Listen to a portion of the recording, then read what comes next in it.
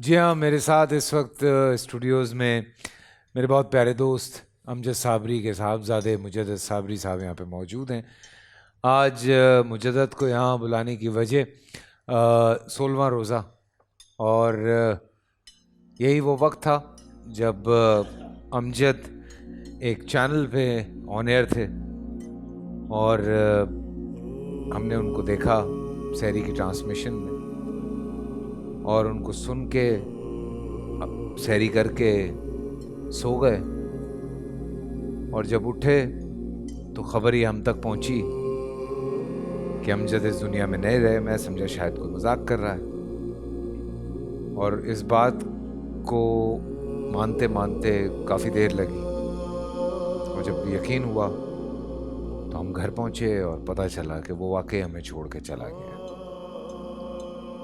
और किस तरह गया वो आप सबके सामने है। 7 साल अमजद को हमसे जुदा हुए हो चुके हैं।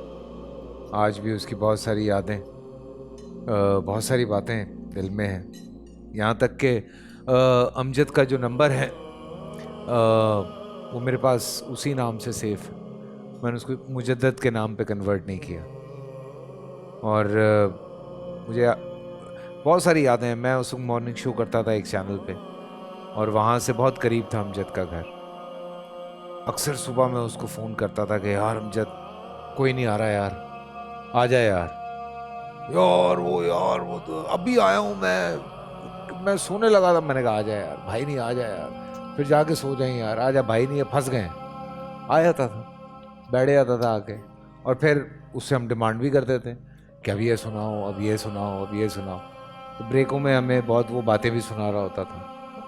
और रमज़ान में ही मैं अभी जिक्र कर रहा था, मोइन भाई आए हुए थे तो एक टूर्नामेंट का, तो इसी तरह से उस टूर्नामेंट का दूसरा एडिशन था, उसका ओपनिंग मैच था।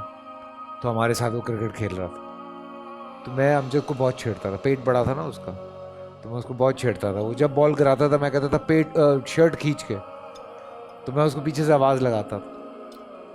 और उस दिन क्या क्या कैच पकड़ रहा था, क्या क्या शॉटें मार रहा था। हमने कहा क्या हो गया उसको।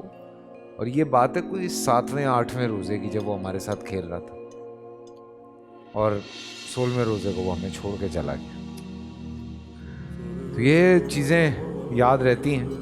लेकिन काम मिला है और पाकिस्तान का ब्रांड था, बहुत खुश अखलाक, जहाँ मिलना उनका मैं आपको अखलाक बड़ा एक बात बताऊं, ये मिलन इंसान था। इसलिए नहीं कह रहा कि वो अब नहीं है, लेकिन ये हकीकत है।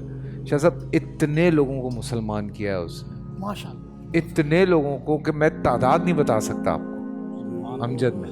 कितना बड़ा फजल है, बहुत बड़ी फजल। कैसे मुजद्दद कुछ अंदाज़ा है कि अब्बा ने कितने लोगों को मुसलमान किया होगा? एक फ्रांस के अंदर एक शो था उनका, तो उसमें ऑलमोस्ट 400 गोरे जो थे, जो फ्रांसीसी लोग थे, वो बैठे हुए थे। तो उन सब ने को अल्हम्दुलिल्लाह 400 लोगों को कलमा पढ़ाया और जिसमें से जिसकी रूहानी, बहुत सारे लोगों की उनमें से रूहानी ताल्लुकात जब उन्होंने सुने, वो आए, उन्होंने पूछा कि आपने जो पढ़ा है हमें समझ नहीं आया, लेकिन हमारा दिल को सुकून मिल रहा है सुन के। तो तब कलाम भी या मोहम्मद नूर मुजस्सम चल रहा था, पढ़ रहे थे। उसके बाद वहाँ बैक स्टेज जो है 8 से 9 लोग मुसलमान हुए थे और 400 लोगों को कलमा पढ़ाया था। ये एक मुझे जो वाक़या बताया हुआ हमारे घर वालों ने, उनमें से ये एक वाक़े में से एक है। इस तरह के बहुत सारे, अमेरिका में भी हुआ है और भी जगह पे। कितना याद आते हैं अब्बा?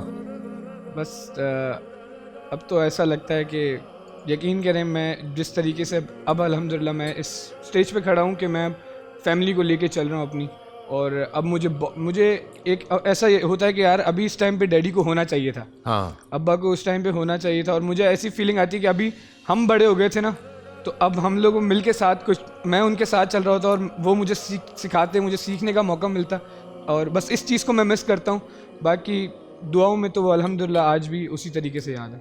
बिल्कुल। और ये बिल्कुल हकीकत है। मैं इसलिए रिलेट करता हूँ, मैं खुद बहुत मिस करता हूँ अपने अब्बा को। मैं मेरे सक्सेस से पहले वो चले गए, तो मैं इस चीज़ से इसलिए रिलेट कर सकता हूँ कि मैं कितना मिस करता हूँ कि यार थोड़े दिन और रुक जाते तो वो जो सक्सेस मुझे मिली है, जो कामयाबी, तो वो देख ही लेते। उनको इतना शौक़ था, जैसे ऑब्वियसली अमजद को भी बहुत शौक़ था।